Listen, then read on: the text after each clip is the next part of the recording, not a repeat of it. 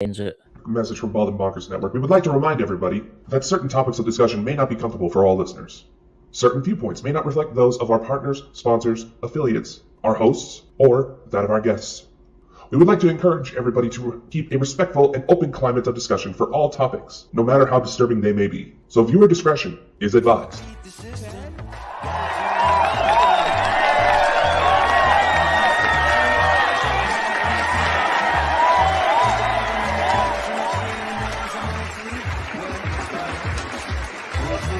You know this world has gone insane. It is absolutely no secret.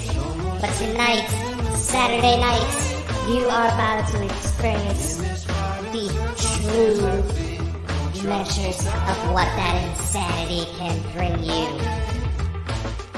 Tonight, you are about to see Bald and Bonkers, the one-of-a-kind show that delves deep into the world with no holds barred. Now, meet your hosts, Dakota Franson, specialist of the strange, and Christopher Mule, the UFO fanatic. Now, give it up, and let's see what these two idiots can bring you.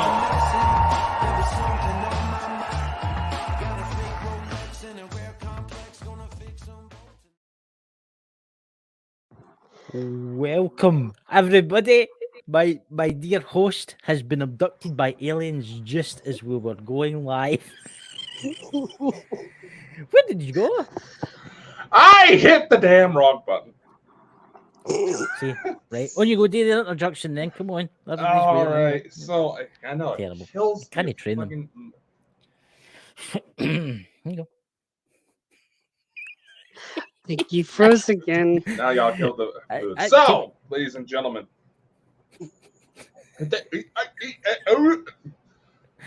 This is Oh, such this a is weird brilliant. way to introduce a fucking show about Nazis. I know.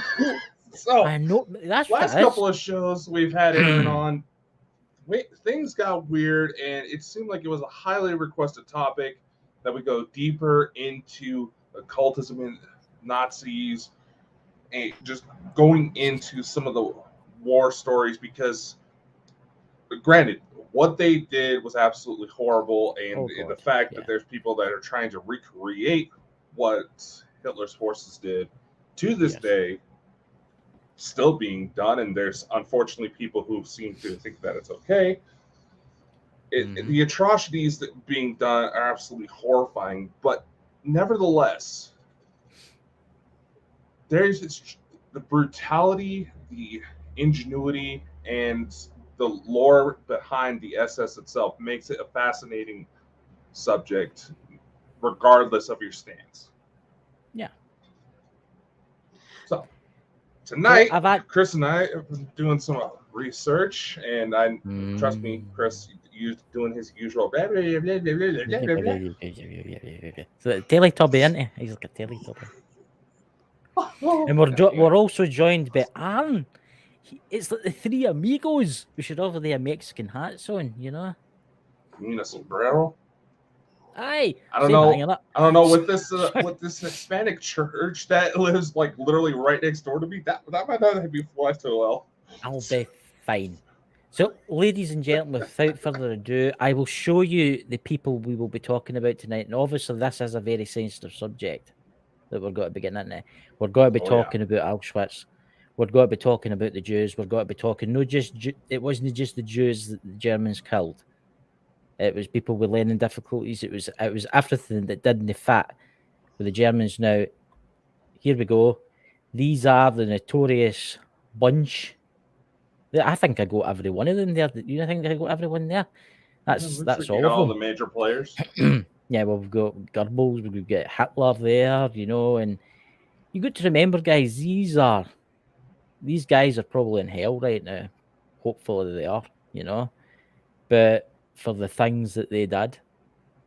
But without further ado, do you want to jump into that, Dakota? Al? I don't know. It's like it could seem like all the stuff you research could easily lead into what I researched, and Well, Aaron, just potpourri. I don't know. Where would you like to start Just off, Alan? potpourri. I don't know. I don't know why I just said that. I just hopefully we might be joined by an export. Oh God, is that I can't pronounce things either Export? tonight. We might be joined tonight by Mike the Naked Bigfoot, and he's an expert when it comes to the occult and stuff like that. But sadly, he's not very well. So if you're watching, Mike, get better, man. You know, get Hey, rest. come on, and you know how hopefully- much hanging out with us makes you feel better. I know. Plus, we like to hear all your crazy stories about how the devil worshippers chased you into the woods and stuff like that. We love stuff like that. But anyway, if you can't make it, you can't make it, friend. Yeah, we'll understand, man. And trust me, I will make sure that we will start selling your book whenever it comes out in the Bald and Bonkers store, because you've got some stories, man, that only make sense if you were high on drugs. Yeah. So, before we start the show, which picture should we pick to start off the show? Dakota, bring up the first picture that you've uploaded. Are you sure? Because let's dive into the game. We might be here tonight, guys, for about 2 hours, but let's go. Well, first off, it's probably best that we establish a little bit of background as to what drove to some of the conclusions they made in feeling that the occult could have, and likely did for a little bit, help assist them in the war. Because you got to admit, when you look at history, by all accounts, the Germans were annihilating it for a while for reasons still unknown to this day. Granted, we have, if I'm not mistaken, just off the top of my head, the timelines for when certain documents are allowed to be declassified are running short when it comes to this type of field. So there's going to be a whole slew of information that's going to come out, depending on if the government officials in charge of that information deem it okay to release. If there's things we're going to get into tonight that are still heavily covered up. We know about them, but the truth about it is perhaps even stranger. And some of the people we've had previously on the show may actually help answer a few questions and put some names to faces as to what the hell the Nazis were dealing with. I mean, the Nazis were bad, man. And first of all, with this, I'd like to say, Aaron, what is that with your face, man? You look like you're out the future with a kind of weird, kind of blue, before MD thinks that you're an alien or something. I know it hits certain lights hit his eyes just right. It looks like it has the reptilian blink to him. I was just like, I know. Don't show your reptilian arm self. What dare they do? Don't do until we've recruited the others. Anyway, it's just a screen that I have for my face. That's cool. That I'll need to get one. I need to get a big one for myself. So Dakota, off you go. Let's start the show. How shall we start this ending? Well, look, I don't know. There's so much here, Chris. Why don't you just go ahead and pick? Right, I tell you, there's too much here. Let's start with you because going from you to me is probably a natural. Well, I tell you what, we'll jump for the werewolf thing to the Wolfenstein Castle. Then you can take it for there, right? And then I'll come to the bit where I was talking about what they were doing with the sacrifice with the Jews and stuff, right? So, ladies and gentlemen, here's the first picture. What's your thoughts on that, Aaron? What's your thoughts on that, Dakota? Ladies and gentlemen. The Nazis like this doggy style. Yeah. Did you know this is actually, this drawing was done by a Russian soldier, 1943, fighting in the front, right? Now there was reports that this is an actual fact. There was reports that the Nazis were doing crazy genetic experimentation, as we all know, as it's came out in the news over the years. Come on, they were doing mad experimentation on the Jews, right? We know that, right? And not just the Jews, people with undercities and stuff like that. People that had like weird growths and stuff like that. Now the soldiers were coming across these other soldiers with like Nazi uniforms, like insignias, SS insignias, and they look like werewolves, right? Now, I don't know if it's true, but come on, I mean, maybe it is. I mean, I find it very interesting about how these stories started. Now, I'm going to jump for this to the Wolfenstein Castle. Would you like to bring it up, Dakota? Okay. That's probably Because I think not the this is where this ties transition. in. Yeah, the transition All is right, right. we'll try to let you explain your mindset because No, just bring it up. all Bring right. it up. Like Aaron Right. mentioned, a lot of people became aware of some of the Nazi lore when it came to the Wolfenstein games, especially some of the Yes. newer ones. Yes.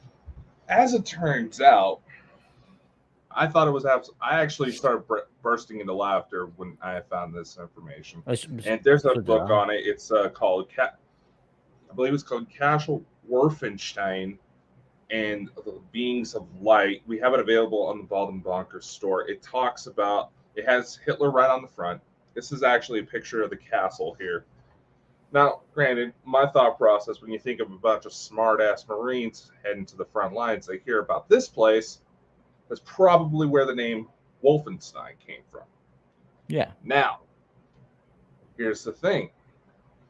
The Vril societies, the Thule societies, they also had close ties with the Golden Dawn. Yes. Vis-a-vis Alistair Crowley. Mm-hmm. So nevertheless, Crowley is another full set of videos in himself. Oh yeah. Oh Jesus! Sorry. Can I take... Go ahead. No, what I was going to say is, right, where I'm getting off with the wolf, right, is maybe there is fiction involved in this, right? Maybe there is fiction involved in this wolf, right? But look at Germany, look at Hitler. He was mad in genetic manipulation. This is where I'm going, right? This is what he wanted. You ever heard of Germania? That's what he wanted to turn Germany into. Germania. He wanted to have a wide forest of extinct animals that he's created. You know where I'm going with this, right? Now, I think, and this is my personal opinion, I think they were in contact with a certain type of race. Throughout the research that I was doing, an extraterrestrial race, which people think, oh, this is getting crazy, but it's no. Wait till we show you some of the stuff that Dakota's got, and wait till we show you some of the locations that were used by the Nazis, and yeah, it'll make you kind of understand. So I'll jump back to Dakota. Dakota, when you go, my friend. All right. Now, naturally, this is such a dense topic that we could do a whole special species. When you go into a lot of the lore, they said that the Nazis had some sort of contact with beings in advanced civilization, inner Earth society, things like that, where they're talking about essentially the Agarthans. There's the star system Aldebaran comes up a lot within the Taurus constellation.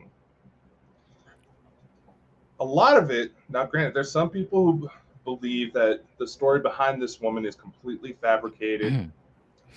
However, there's some very genius storytelling. A lot of people who are aware of the higher powers that had major influence at the time. We have this woman. Chances are this is the woman to blame for a lot of Nazi rituals, their fascination with UFOs. Now, Hitler, he was an avid animal lover way before any of this. Granted, like you said, he did also mess around with methamphetamines a lot. So that obviously could have easily clouded his judgment. This woman here... There's actually Mike in the room. Oh, hey, Mike. Oh, Mike. Yeah, I saw Mike popping in earlier. Maria wasn't actually a trans medium born out of Croatia. There's some people who believe she had close connections with Nikola Tesla. Both individuals said to have UFO connections. Tesla, in fact, there's FBI files that say that there people who worked with Tesla who would see UFOs come and go out of his laboratory all the time. Readily available documents that anybody can access. Maria over here is responsible for the UFOs that Nazi regime was trying to build. She provided the schematics out of trance sessions. You may remember when I showed this out of my little weird trance session that I'm still working on a translation. Well, this is her as well.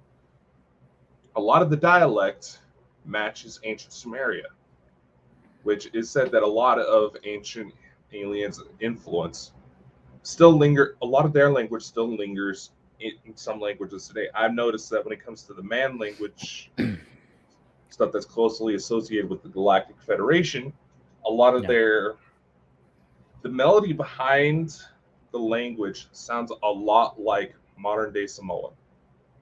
Yes. Stuff you would hear out of Hawaii. Mm-hmm. Now, this woman founded her own society, basically the Vril Maidens. They believe that the long hair. All right, where did I put that damn picture? Damn it, Chris. We gotta find a different organization system, man. Ah, there we are. Of course, all the troubles of Nazi Germany can be traced to beautiful women. I know. They Same as the believe problems. That's that- that's what causes everything. That's that. We need to make them know how beautiful women everywhere. That's that. These World peace will be formed. These women were heavy feminists, and they also didn't like the short hairstyles that were pretty popular during that time. They also believed, and this is something that is shared with a lot of indigenous cultures, that the long hair actually assisted their psychic abilities. What's special is that about Maria in particular, she had close ties with him where she was in it. Yeah. Hitler himself is allegedly called her the daughter of the devil because of the information she was providing. And here's the thing. It's also stated that she also knew Nazi Germany would fall. Yeah. Her death, if you look up her death, it's simply listed as 1945, the year she went missing. Yeah. Or she went back home. No, she was born in Croatia. Her birthday was actually Halloween of 1895. But you see what I'm going to say about this, right? The Nazis, especially the SS, they were all blonde and blue-eyed, right? Basically, right? That was their kind of thing. They all thought you had to be pure. You had to be tall, strong. Any defects whatsoever, well, you weren't part of the plan. You were sent away to the gas chamber. The Aryan race. The blonde hair, blue eyes, physically fit. This is a drawing from Get to the Stars. It's a book by our friend Elena Denon. This is the Ahio. It's a ethnic group of the Lyran race, which has a colony in the Aldebaran star system. Yes. Though it is believed that the ones that Maria was talking to look a little bit more like this. They're Genosians. The story behind these guys is that they took up refuge in a colony in the Aldebaran system that Elena's book even says these are the ones that Maria was talking to.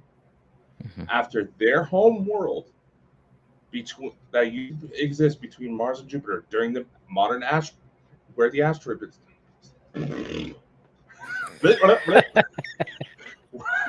Where the asteroid it's happening sits. to you now. Yeah. Where the asteroid belt sits. It said that there may have been a planet there at one point that absolutely got pulverized. This is acknowledged by modern science. Yeah. That planet may have been destroyed when there was a gray invasion. And these guys got out of there, took refuge near Aldebaran. These guys are direct descendants of Anunnaki, which tend to look more like the engineers from Prometheus. Did they actually? Yeah. And it's said that when Maria disappeared, she left a letter. I've been trying to find a higher resolution image of this alleged letter so I could take a look at it for myself. A letter was left behind saying no one is, with last sentence saying no one is staying here. It is believed she went to Aldebaran, to where she would later link up and move on to the Pleiades. She and her fiance both went missing around the same time. That is extremely interesting. Arden, would you like to say anything? So I'm gonna backtrack. When we were talking about when you guys were talking about the genetic experiments, what came to my mind was the first recorded genetic experiments were with the Anunnaki, and and I don't think that genetic experimentation ever stopped. I think that it continued in the background. And I'm just wondering if the Nazis kind of when they were doing their genetic experimentations, if that brought it back to the forefront again. If there's some connection there. Yeah. Likely. That's where, like, see that castle that I showed you? So I'm going to bring it up again with the kind of art on the walls that they use now for art. I read stories about this place and I didn't believe it, right? There was guards that worked at this place 1943, 1942, 1943 they've talked. And there'd be great trainloads of Jews would turn up to the location, right? All go into the castle and never come out again. Right? So I'm going to show you this, right? Which I'm thinking, right? You're thinking, right? It's the Anunnaki. They use the humans as slaves. So what happens? Right? What happens if the Nazis had a deal to supply them with slaves? Think about it. Continue the experimentation. Or experimentation, right? This castle here, where is it? Where is it? I have it loose enough in here. This is Welsenberg Castle. I know. We're going to have to get into this, right? Here's the Nazis there. That's the castle, right? Now I'm going to show you what this castle looks like from above in maps.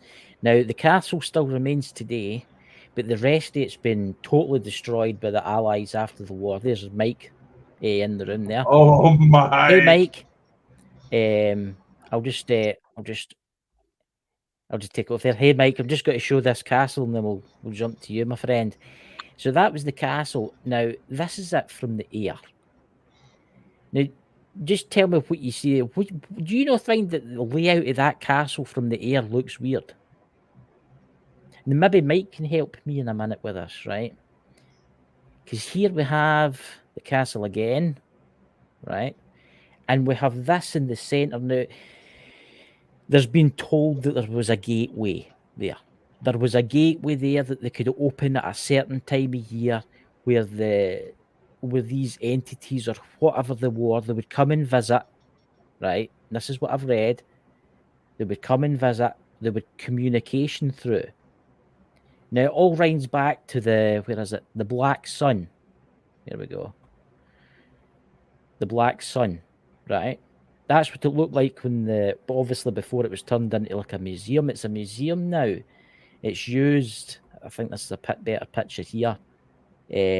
That's the Black Sun again. Here we go here.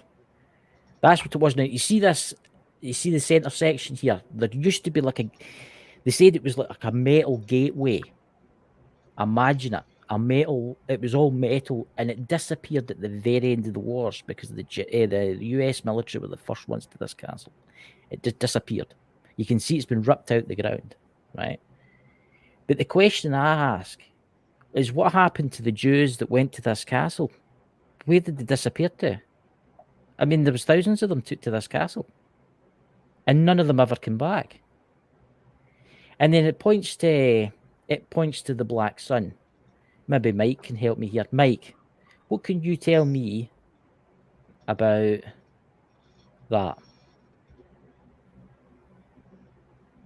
It's a very old symbol that was equated to one of the pretender races that the Germans.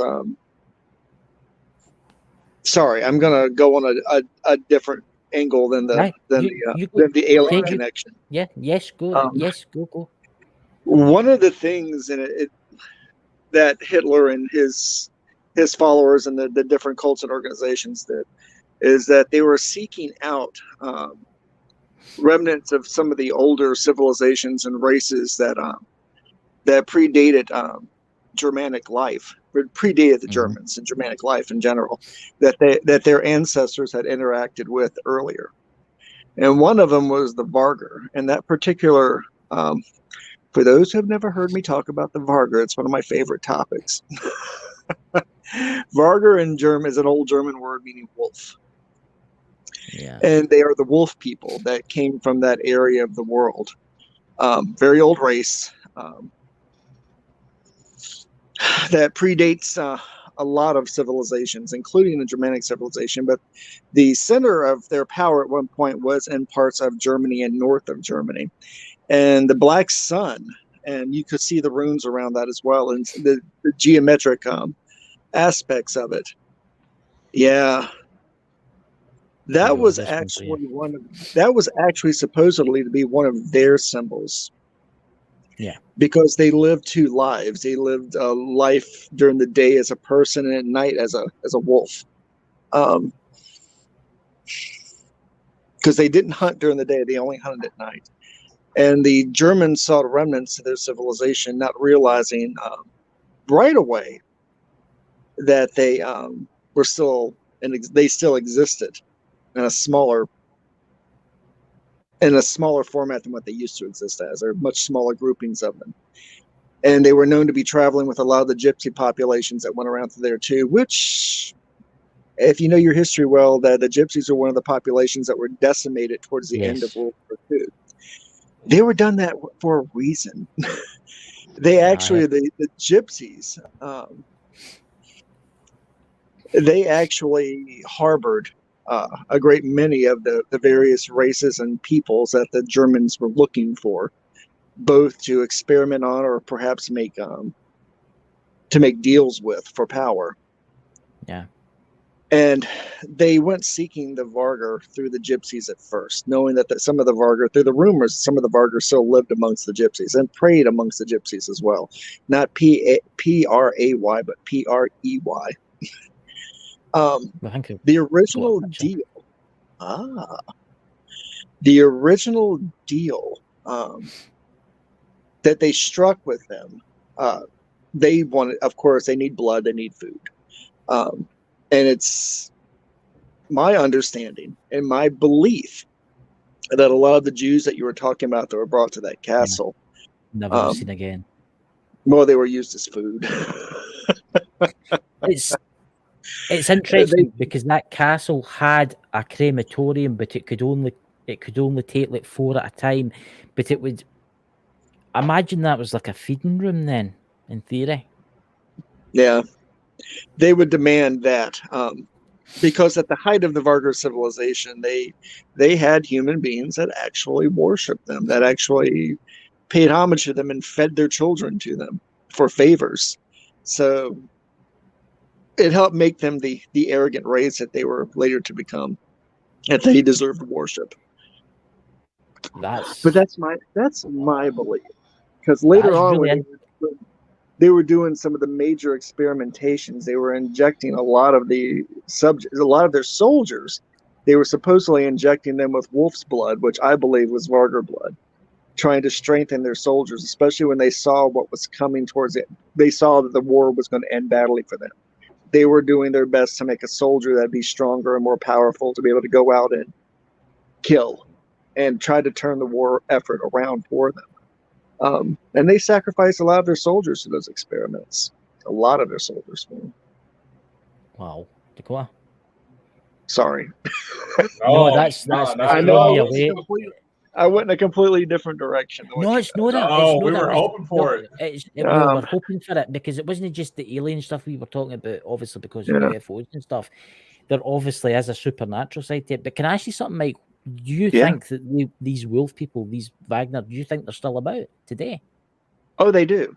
They migrated to, they don't have the civilization they used to have, and they have not found in the groups that they found.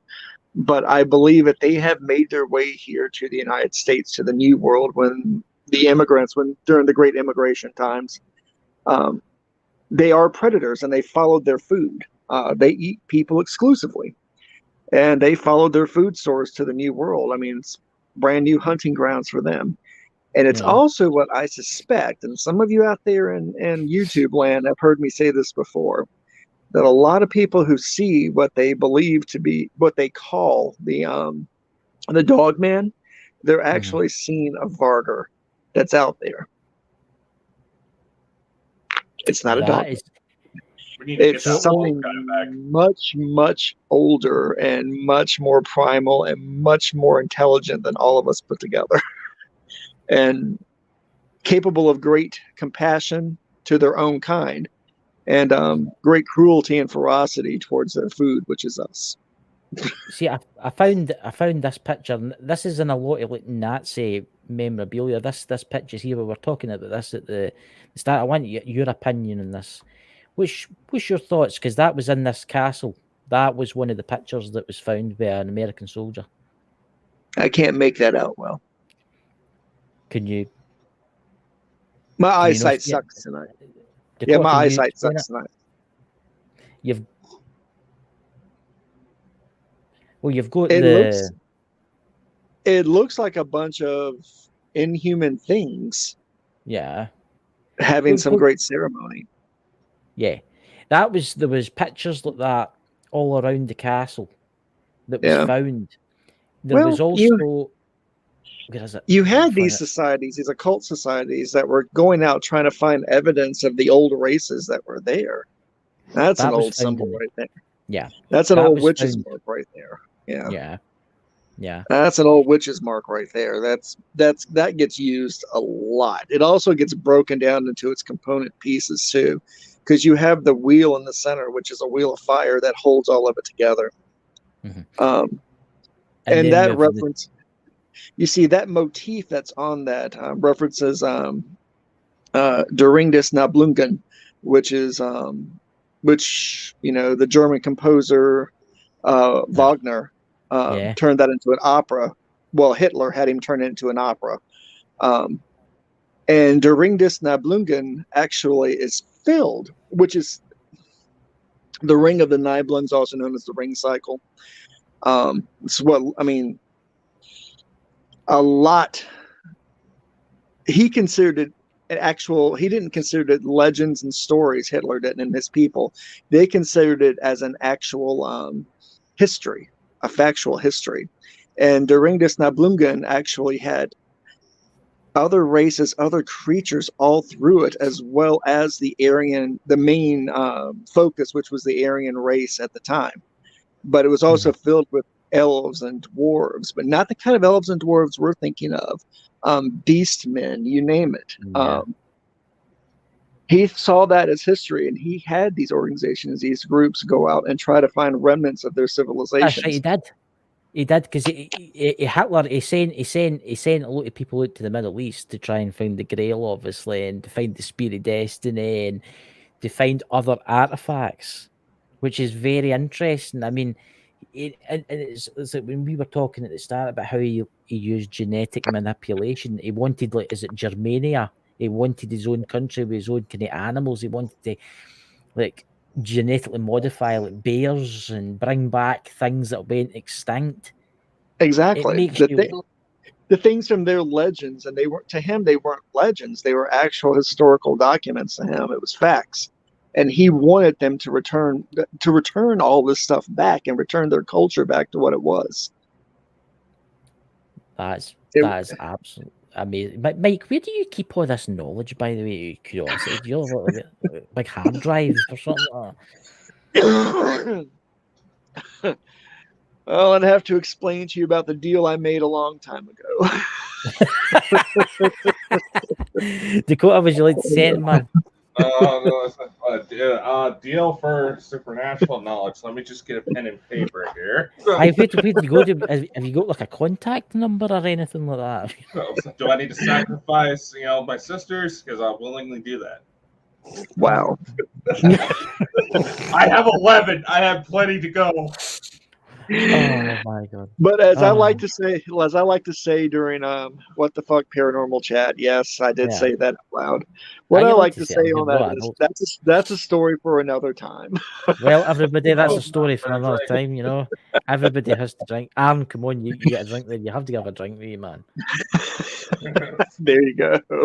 Everybody in the chat will even be doing the same. Come on. But I've So actually, I had to tie it to that, and that's a story for another time.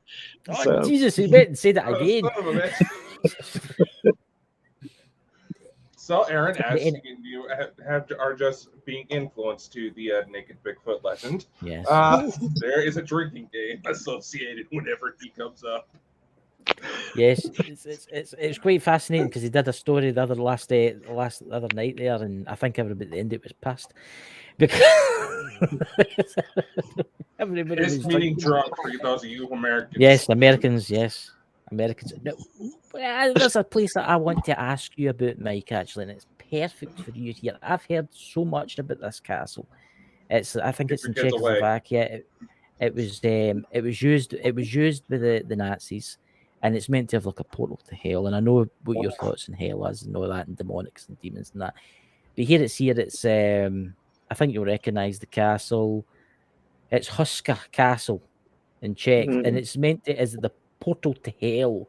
It's meant to be in it, and I know your obviously your beliefs and demons and stuff like that.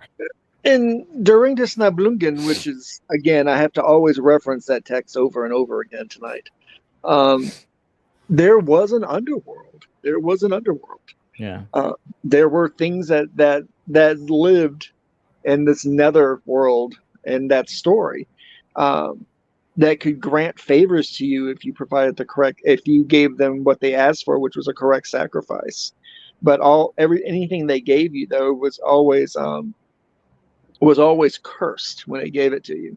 You'd get what you wanted, but you would learn to regret it later on. You would live to regret it later on. That was always the warning with dealing with these creatures from the netherworld in that story.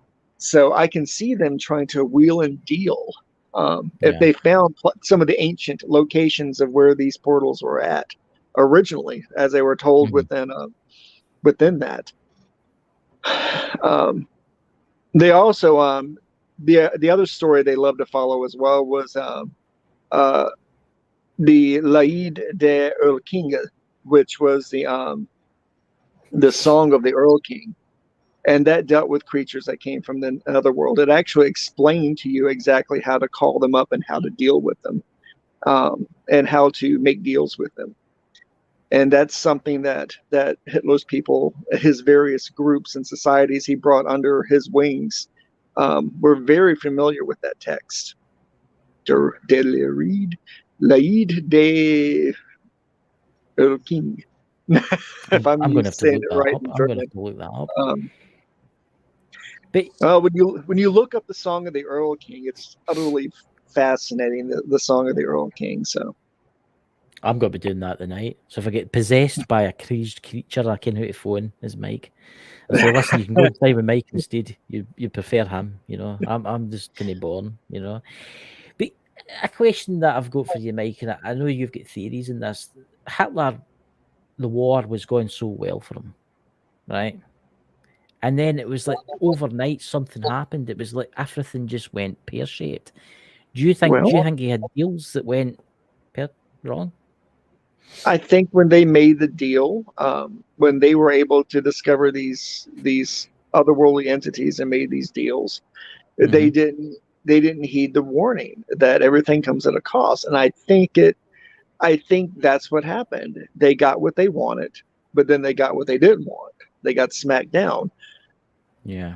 Also, I believe they couldn't keep up with the sacrifices. They couldn't. Well, not just people they would sacrifice.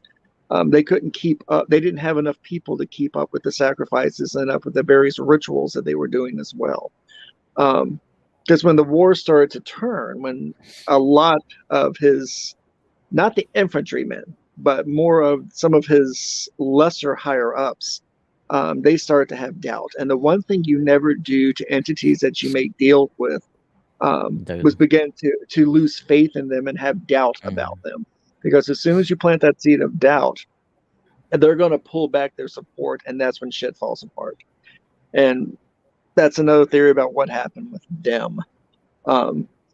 They pissed off or ignored the wrong things. They really did. And then if you think about it, when all the pieces of the various Christian texts that they went out, and Christian artifacts they went out to collect too, there's also the thought of the wrath of God being brought upon them as well. And they were feeling the effects of the wrath of God upon them. So I say that with quotation marks around it. Jumping back to the werewolves, right? Weird people, right? What were they actually doing for the Germans during the war? I mean, were they like in the ranks of the soldiers, killing for them, or what were they actually doing? Actually, they were brought in as they were brought into the war effort, not as foot soldiers. They were brought in as tacticians, as planners, as battle planners. Some of his generals, some of his lieutenants, some of his higher up in his military, they were indeed Varger. That's where you always get the rumors, and Hollywood took those rumors and those stories of Nazi werewolves, which you'll see in a lot of B Hollywood movies about Nazi werewolves, horror movies. Yeah. But there is truth behind that, because they were the stories that were being told, the stories at the end of the war that leaked out of Germany, that American soldiers and other countries that went in to Berlin, they brought out these stories and these tales about Nazi werewolves, about they had members of the Nazi party that could turn into beast people. They came out with those stories, and it just wove itself into our society and our think, and eventually into our culture, and then suddenly you start seeing movies pop up about them. So well, it's like that picture. It's like the picture I showed at the start, and I showed you there. It's like this one here was supposedly it was a Russian soldier that said that they came across them, and they were fierce. They killed whole platoons of men. That's how bad they were. The Vargers were monsters, in the literal sense of the word. Violent, vicious. Some of you never wanted to meet one in a dark alley. They were fearless. They didn't care how many people were there. They saw themselves at the top of the food chain and the top of the evolutionary chain. Does that sound familiar? It sounds kind of very Nazi-esque, doesn't it? It does. Yeah, it sounds very Nazi-esque, but that's how they felt. So I can see that sentiment trickling down and taking root in Hitler's mind and Hitler's soul. If he when and if he ever met any of them and had a conversation with them, because they're openly, if you're forced them to speak to you, they are openly disdainful of you. You are a sheep, and they are the predator. They don't talk to food unless the food has something to offer them. So it's terrifying, isn't it? Aaron, well, you're here, Aaron. Would you like to ask Mike any questions? This is your opportunity to beat Mike. Hey, Mike. I love the show that I came on when you were talking about the zombie stuff. Oh, yep. And about Serpent and the Rainbow and a few other things. I hope you watched the movie. That movie's actually really, really good. I own it. I love it. Yeah, it's in my library. I watched it too. So I have something to bring up. You know, going back to the genetic stuff, and so there was, we of course all know about the Nazi genetic tests, but how many people know about Unit 731?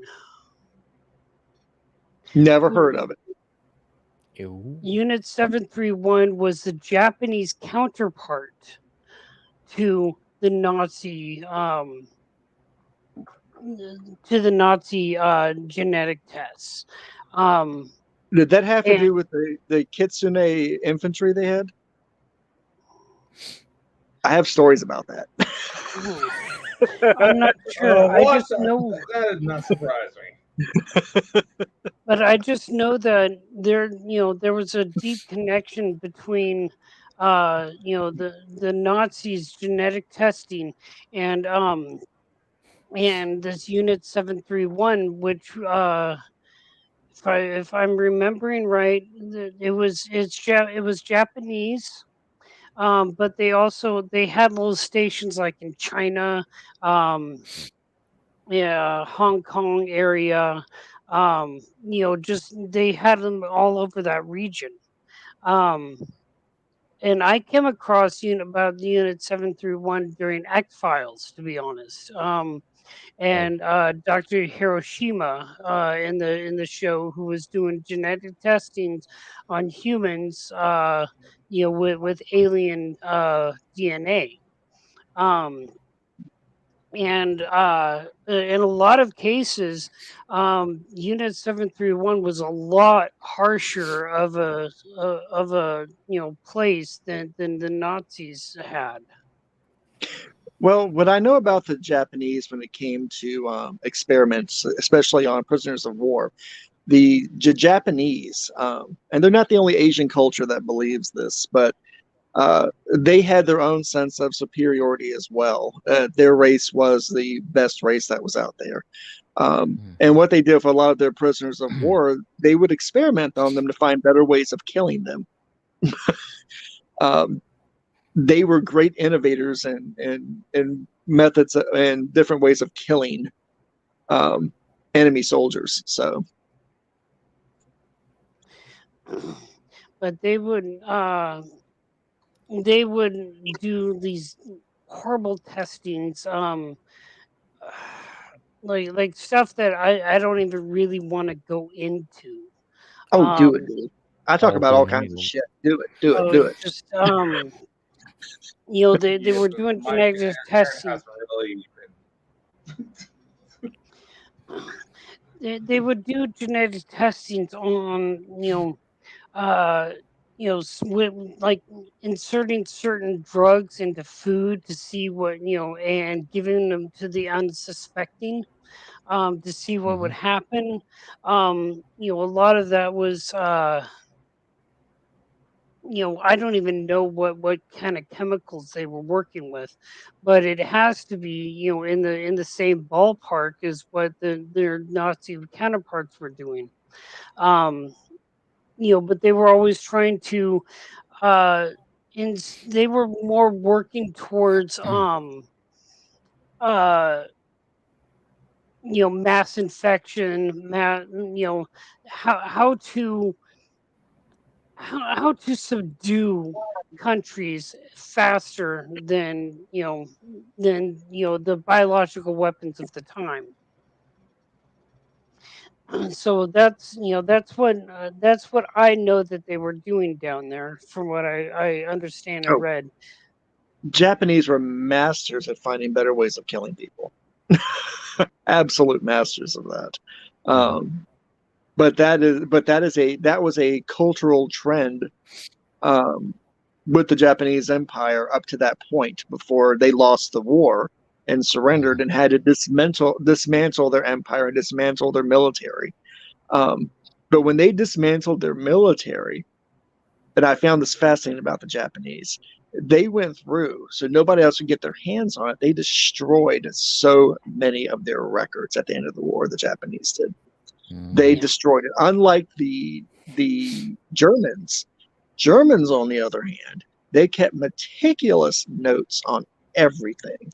They had everything, categorized everything. They broke everything down to numbers, and there were copies upon copies of this. They were amazing bookkeepers, and they were inventory specialists. So all this information just was not in a central place. They had copies of it at different locations throughout Germany and throughout Europe, at different stations and different outposts. The Japanese never did that. Japanese never wanted anything to fall into anybody they considered an enemy's hands. They centralized all their information and all their notes and all their experimental stuff, and most of it was destroyed at the end of the war. So nobody could get their hands on it. So, especially China. They didn't want China to get it because they went through China. They just completely killed, and that's Oh. the reason why they're so afraid of China today, because they went through Yeah. China and the rape of Nanking. They went through China and they just ripped China a new asshole. And the Chinese have never forgotten it, and the Japanese have never forgotten what they did to China. So they live in constant fear to this day that China is going to come back and get them. Oh yeah. The Japanese. This is a gruesome thing about I do know this about the Japanese, and Mike, you'll probably agree with me here. The Japanese used to kill the Chinese and feed the Chinese back to the Chinese as food. Yeah, they were vicious. They were Operas of it vicious. over there. They didn't play. They did not play with the whole prisoner of war thing. Yeah. They saw everybody else as the lesser beings compared to them. Yeah. They saw what they did as a holy war. Their divine emperor was sending them out to do the work. They were doing the will of God. They were doing the will of their divine emperor, to go out and conquer and spread the Japanese empire even further. So, Do you think that there was any of the kind of like werewolf type or creatures working with the Japanese? Because that's an actually interesting one, that because the same as Nazis.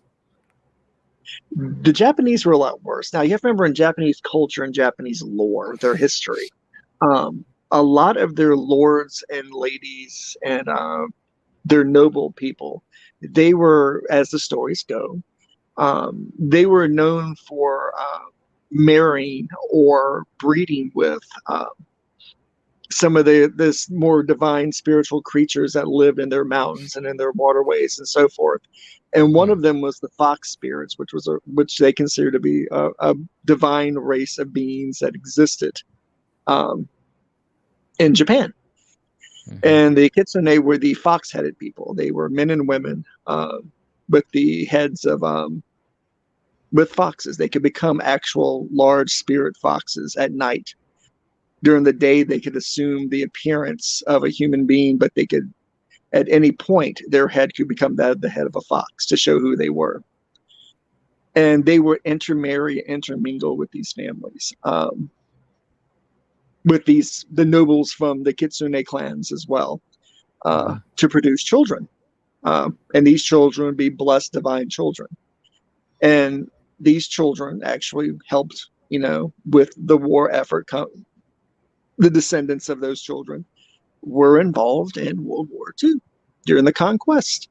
They're the ones who pointed towards China and to invade China. So the story goes. I'm gonna say I don't believe that the Japanese ever stopped. Like the Unit 731, I don't believe that ever stopped. I believe that that's continuing on today.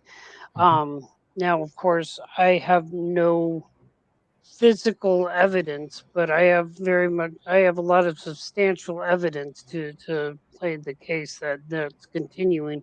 And I also feel that they are Unit 731 is working with some type of eugenics geneticism. MD could answer that one. Dakota?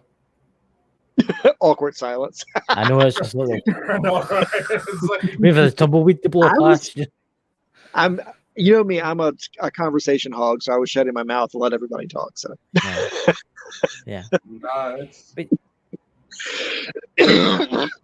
it's I honestly I agree with you, Aaron. I think that they're still doing that. It's probably a lot of US companies and a lot of Chinese companies that are still into the genetics, and we'll keep it at that because of what happened that long ago. There's a lot of genetic stuff going on, right? And I think it's still happening to this day. I think, oh my God, there'll be things that they've done. They say they've never cloned a human. They'll have cloned a human, right? Think of eugenics experiments in the 70s and the eugenics projects from the 70s that happened in the Appalachian Mountains. I mean, where did we get that from? Where did we get those ideas from? The Germans. I will say this: the Germans were meticulous. I mean, when they knew they were losing, the British, the Americans, the Russians, they were trying to burn all the records, but they couldn't do it because, as Mike says, there was rooms There's full too of much. files. There was a duplicate, a duplicate, a duplicate, a duplicate, and and it's the same with Auschwitz, with the Jews. Yeah. They had records on the person that was getting it. And they had like 10 copies for every person that get bloody cremated. And that's why they couldn't hide the evidence, because there was too much. But if it had been the Japanese, they were too good at their job. They were too good at being at office work. They were just really too good at doing that. So yeah, I mean they're good at building cars. I'll give them that. They are good at building cars and other kind of things. But Dakota, would you like to add anything here? It's no secret that a lot of experimentation that was initiated and went on during the Second World War is still going to this day. And you can just imagine that maybe it doesn't necessarily have the same funding or same resources allocated to it. But given that there's so much going on behind the scenes, who knows when that button's going to be pushed and all sorts of monstrosities are going to be unleashed. Exactly. I mean, I think the Nazis were dabbling in a lot of stuff. I mean, the Nazis were dabbling in genetic modification. They were also dabbling with the werewolves and other kind of features. Here, Mike, what can you tell us about vampirism in World War II with the Nazis? Because there's a lot of that tied in with the SS and stuff. Were you asking me? Yes. Vampires, Mike. Come on. Vampires, Mike. Vampires, SS. I should have done a show. I should have done a show about vampires. Because they know what people think they are. They know what people think they are. I know that the true vampire isn't what a person. The descendants of Enkidu. Well, that's their official name. Well, those old races. Again, that's another race that fled from the Middle East and settled in the Slavic and northern parts of Germany when they came there, and they went there and they thrived. They were incredibly intelligent, very good at war as always. Yeah. Highly advanced as well. But again, they had that thirst for blood that had to be satiated. And the Germans, of course, when they met them, and I should say rediscovered them, because they were living amongst the Germans for quite some time. Again, living with the different other groups, like the Jewish race, like the Jews, like the various parts, the various tribes of gypsies, that these old races found homes there. And when the Germans finally rooted them out, and convinced them to cooperate with them. Pretty much it was cooperate or be exterminated. Now the Varger, they cooperated willingly because, bloodlust, that's their thing. The Enkidu did not. They fled. They came there to hide. But they contributed to the technology there, to the war technology there. They contribute their strength because their bloodline could make a human much, much stronger, and live much, much longer. And their method of breeding was quite interesting. So, my God, Mike, you are a knowledge of knowledge, aren't you? I was waiting to say that wrong there. I was going to go all funny again, Dakota, would you like to ask Mike any questions while you're here? Oh, gods. Opportunity. Do you plan on, a touch out on the wood, but if you go to die, you're going to preserve your brain so we can extract your knowledge at a later date? I know. Oh, wow. That'd be great, wouldn't it? I can send you instructions on how to make the same deal that I made. So there you go. Right? Can you send me them tonight, please? Do I have to go? I don't have to go to a crossroads at 3 a.m. there. If I need church dirt, I live right next door to one. Church dirt, dude. You got to get something. You got to get something stronger than that. You got to dig up a few graves, boo.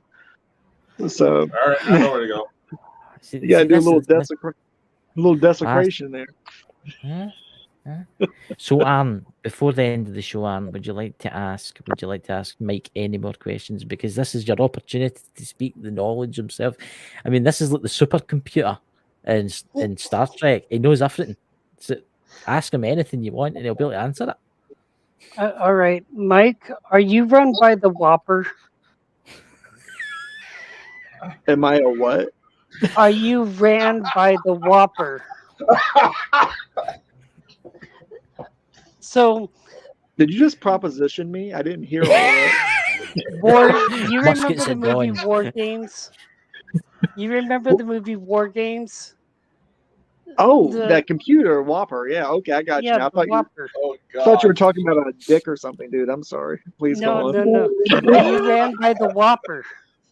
Sorry, I thought I really did think that was a dick joke. I'm sorry, dude. I'm not trying to be rude, but I really did think you were making a dick joke. So, and I was going to come back with an even better one, but since you're talking about the computer from War Games, and yeah, I've heard of Whopper. I don't think it had a dick. Yeah, no. Well, it was AI to a certain extent. Yes, it was. Artificial insemination. What? That would be AS. Oh my god, I can't believe it. It's a great night tonight. Dakota, do you have any questions you want to ask Mike? Come on. I think I did, but I lost it right there. Come on. Come on. Maybe something. Wow. Any questions in the chat? You know. Oh, how about that picture of that knife I sent you too, Chris? I am showing them. Almost forgot. Should have uploaded it. It's okay. You cheeky, lazy bastard. Upload it. No, it's all good. It was part of my haunted object collection. So. Can we see it? Can we see that shiny knife? It's locked out. Wait a minute. Oh god, Mike's voice is starting to go again as we're talking about it. Oh shit. He's turned into a silent. I don't keep stuff like that out for very long, except for to talk about it and put the shit back up. Right, just give me a minute here. All right. Talk about something interesting about ghosts or something. Every time the Third Reich or something. It seems like every time certain subjects come up with Mike, that the microphone just goes wonky. Like the information You're just is now not noticing. Because they've been making Bigfoot experience. This picture, but no send for some weird reason. I'm sorry, Chris, for putting you on the spot, but I just remembered. It's refusing to send for some weird reason. That's that. I'm telling you, it's Hitler's. It's Hitler's ghost. No, are you sure? Are you sure it's not okay? It was during my investigation days where I would go out with my little tiny team of investigators. We would go out. Well, I would be invited to come out on investigations. We went to a family that was having some really bad things was happening to the family that could not be explained. And the wife had, from her great-grandfather at the end of World War II, he had brought this knife back with him. He was one of the part of the group that went into Berlin at the time. And he brought this, a lot of soldiers brought back souvenirs from that time. And he brought back an SS paratrooper's knife with him. And it's a really fascinating knife. The way it opens up, it's a piece of German ingenuity that just opens smoothly and beautifully. But of course, it has all kinds of delightful things on it, Nazi-wise, including swastikas on the serial numbers and everything else. Because everything, equipment that the Nazis used, the infantry used, everything had a serial number, was cataloged. As we were talking about earlier, they cataloged and serialized everything to keep track of it. Well, he brought that knife back. He didn't live much longer once he came back. Yeah, he died pretty soon after he came back. And I think he died, I think he fell off of something and broke his neck from what she said. I remember what she said. It was a bad death. It was an accidental death. And that knife passed along through several family members before it finally came to her. There it is, before it finally came to her. But everybody who had owned it for any certain amount of time had bad luck. And when I say bad luck, I mean like deadly bad luck. They'd get hit by cars, they'd be in terrible accidents, they'd have children that would drown in the bathtub. That knife always brought me. She blamed it on the knife. She said it didn't start happening until that knife came into the household, all the bad stuff that was happening to her family. And she asked us to take it from them and do something with it. So who ends up with it but me? And I sealed it away. If anything negative was about it, and it does have, it is very eerie, especially when you open it up and get the blade to come out on it. It's absolutely eerie.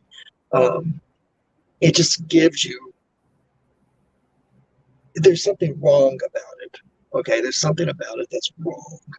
The way it feels, the way its presence is something. There's something attached to it that just gives off some really bad, wrong vibes. So I keep it, and it does look weird.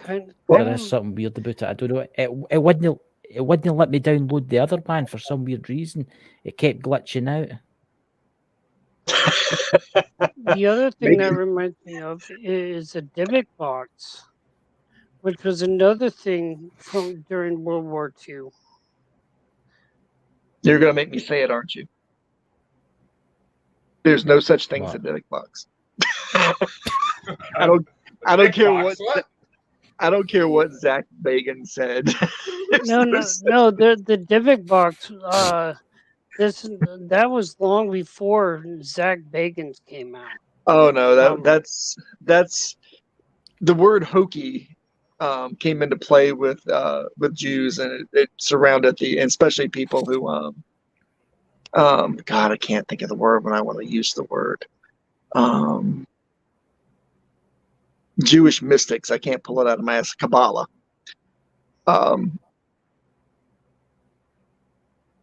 That was a tool used to make money and to bring a certain amount of status and fear to the community, much like the golem was as well. The golem, on the other hand, is real. So, I'm surprised the Nazis didn't try and build a golem. Well, they did try to build metal men. They did try to build metal men. But they just couldn't pull all the secrets together to put it together. So they try to do their own Frankenstein in their own way. So can you imagine a regiment of golems, Nazi ones? That would have been terrible. That's one of the things they got when they were getting desperate, is when they started injecting beastman blood into their soldiers, when they started trying to make improvements on their soldiers, both chemically, physically, mentally, and spiritually to them. And they did horrible stuff to these people. And the very few that survived and had children afterwards, they carried what the Nazis did with them throughout their offspring and their progeny. And those twisted people still exist in our society. Yeah. That were products of Nazi experimentation. So, well, that's what's happening to the world we're in now. I mean, the world we're in now. Look what's happening to the world we're in now. It's these people are still in control, and I think we're heading for another war.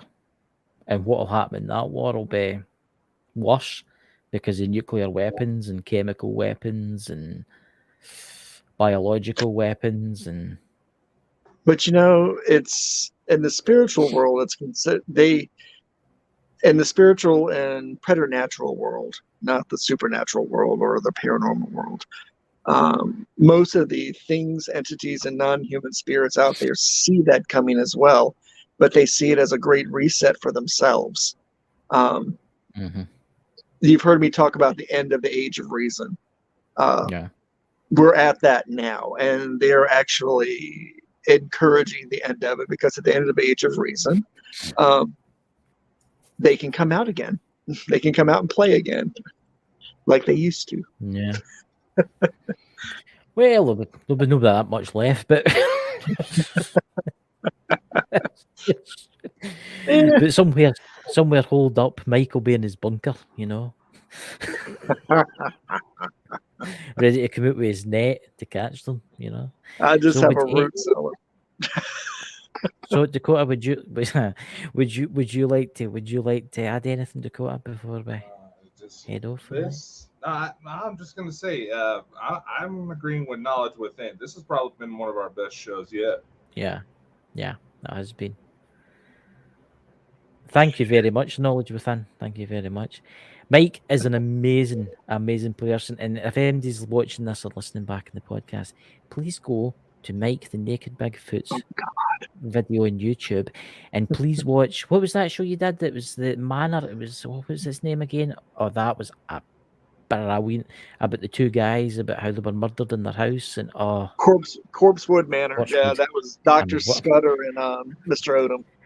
What a name for a house. I mean, imagine naming your house Corpsewood Well, Manor. you know, they had a road that led back over to where that led around their property. You know what they named the road? Because they found a dead black horse on the road that led between these two huge stones. They called it Dead Horse Road.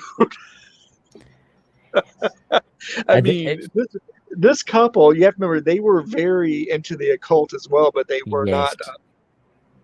But they were not dangerous people. They didn't do terrible things. It was mostly an academic sense with the occult.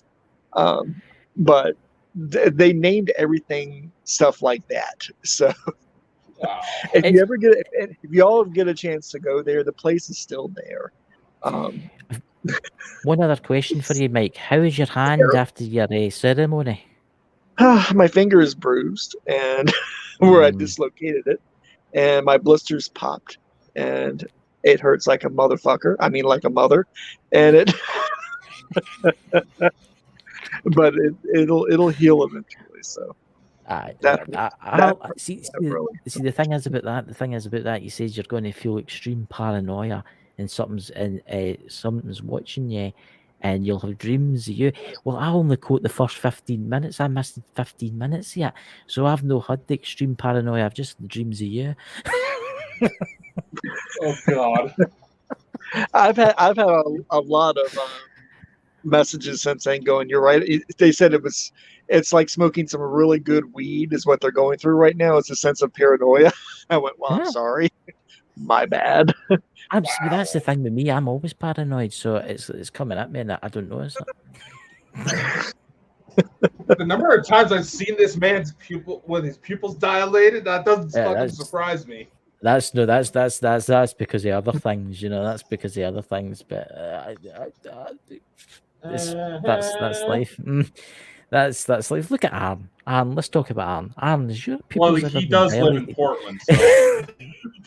Oh God. He lives where? Where do you live there? Portland. I'm a Portlander, Pacific Northwesterner. I'm sorry to hear that, my friend.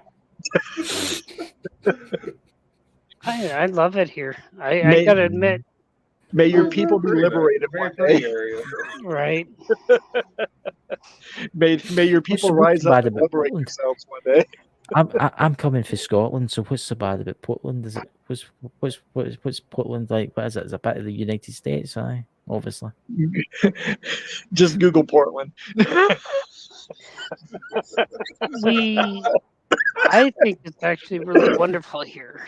And not a dull day goes by in Portland. We always got some kind of action happening. There's a wonderful TV show that was on called Portlandia, which Portland, because I spent some time in Portland. I don't think I'm allowed back in Portland after that time, but the series Portlandia actually is not that big of a stretch as what actually happens there in Portland. I can see it in hundreds of years from now, coming to a museum in Portland soon. Mike the Naked Bigfoot's brain. There's pretty much wanted posters in all the post offices, so and at a few churches too. So before we go off, Mike, what's your next show this week coming? What you getting? Haven't. I'll be honest with you. I really haven't freaking thought about it. There's so much I could pull out of my ass and talk about it. Clearly, that's why we have you on so much. If all else fails, I'll just probably do a review of Dragon Ball Z or something. I don't know. Dragon Ball. All right. I said that because I'm looking at my collection of anime on the wall over here. So Oh and my god, I didn't know you wanted that. Learn Oh, I something love every that. day. Learn something new. I love Japanese anime and manga. Big, huge fan. I've got some really obscure Japanese anime that I Bet you absolutely have. Can't love. show your hentai collection.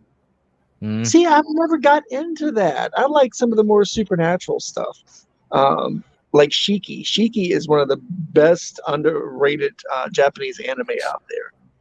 Is Shiki, and if you want to get a little bit about the culture, about the spiritual culture of Japan, you should watch Shiki. I've just learned a new I- thing You're not about wrong, Night you're Naked not wrong. Bigfoot. I I love always Shiki. liked New thing. Evangelion.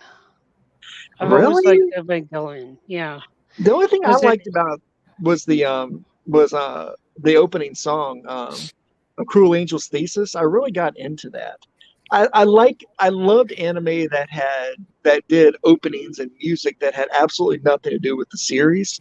It was so much fun to watch because you're looking at it going, okay, this is going to be really fun. And then next thing you know, you're watching an anime where somebody's getting their guts ripped out or something. I mean, you're like, but the opening was so cheerful and happy, like Neon Genesis. The opening to that was okay. It just had a bunch of weird images on it, but a really nice song that went with it. And it's like, oh God, this is psychological and nuts. Get in the Ava. Sounds like most of Japanese programming. What's that there from the knowledge within? There you go, Dakota. There's one for you. You're bringing up porno? Really, Chris? With It's Japanese porno. knowledge within. It's the Some of the knowledge things that within. I've heard of you busting. My God. Oh, here's my it's other big knowledge within. That's recommendation. not. I know. Watch Witch Hunter Robin. That is amazing to watch too. I've heard of that. It's Yeah. a slow burn, but it's a lot of fun to watch. Shiki and Witch Hunter Robin. There, I said it. Oh, what's this? What's that about? Like, is it about a witch hunter or something? Witch Hunter Robin is really will blow your mind when you watch it. It's really dark and moody, and the witches in that are freaking amazing. Robin, who's the main character, I mean, if she doesn't have her glasses on, she'll burn your dick off by mistake. I mean, she's absolutely. It's a really fun show to watch. You got to make her wear her glasses. Come to find out, because if she's not wearing her glasses, she will burn something off of you.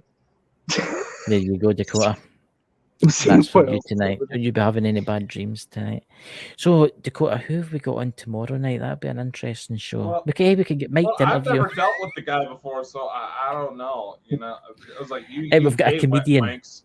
Yeah. You gay wanks are gonna know. Did you hear that, Lewis? He's calling us UK people names. I think that's terrible. What do Yeah, think you of bunch that? of wankers. No. That's terrible. That's right. It's Chris Stoughton, Bolden Bonkers is a comedian, so he's coming on tomorrow, guys. Mike, do you have any like potions of that? I could maybe like put like something on him, you know? Any recipes or anything? Get me. Something for me to Yeah. grow back my hair. I just have Ah, a lot yeah. of hallucinogenics in my collection right now. So. That'll do. A couple of bits of some of them. We could God, dip it with- my with wife some- put her Sailor Moon collection over there with my shit. I just noticed Hey, it. don't be hating on Sailor Moon.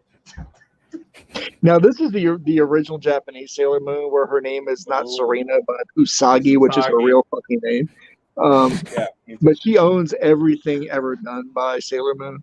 And when we have anime Thursdays, No. we rotate. Sailor One Moon week I DVDs. pick the anime, the next week she picks hers, and it's always. I've never watched like, anime. I've never watched anime whatsoever. There's so much girl anime out there that blows ass, like Honey and Clover and shit like that. And I can't. She always picks that stuff, and I just sit there Nazis to anime. and quietly watch. I know. it. We've went for werewolves. You know why? Because there's Nazis in Hellsing Ultimate. That's why. That's right. There's Nazis in Hellsing Ultimate there. I mean, the Third Reich, the Millennium Group, are the leftovers at the end of World War II, and it's about Nazi vampires. Yep. God. So, Forgot ladies and about that. gentlemen, Hellsing Ladies and- Ultimate. I just remember that too. Hellsing Ultimate. This is one of my favorite animes ever. Hellsing Ultimate is a there we Nazi go. We vampire. bridged it. I know. I need to shut up, but I can't. Ladies and gentlemen, if you want to hear more of this amazing stuff from Mike, go to his channel, give him a subscribe. And Dakota's just changed my name. Honestly, see, that's what I'm dealing with, Mike. That's that, Mike. I need a simple recipe that I can turn him into like a mushroom for a week or something like that. You know, Wow. I got something where it will piss Change funky that back. smells and stuff. I'll do. That's terrible. I'm just keeping it there. You know, this is what I've got to work with. Professionals in this field. Disgraceful. Wow. Honestly, Mike, thank you for joining us tonight. And Aaron, we'll talk to you behind the scenes when we finish this. So everybody for coming, thank you for coming. This will be uploaded, obviously, again. Our advertising company will be putting it out there, so hopefully it'll get loads of views. So catch you all later. See you all tomorrow night, and talk to you behind the scenes, Mike. Yeah, good thing we go out to like 60+ locations, so they can't take us all down. Ah, that's true. That's true. You'd be surprised. Yay! Let's go. Coming up to Pornhub, Bald and Bonkers. Bye!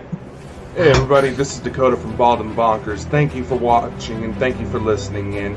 Be sure to like, follow, subscribe, share, whatever it takes to help get this show out. We broadcast at over 60+ destinations with several more on the way. Be sure to keep those eyes glued to us close because we have a lot of amazing excitements coming up this October to celebrate the very first anniversary of the Bald and Bonkers Network. See you next time.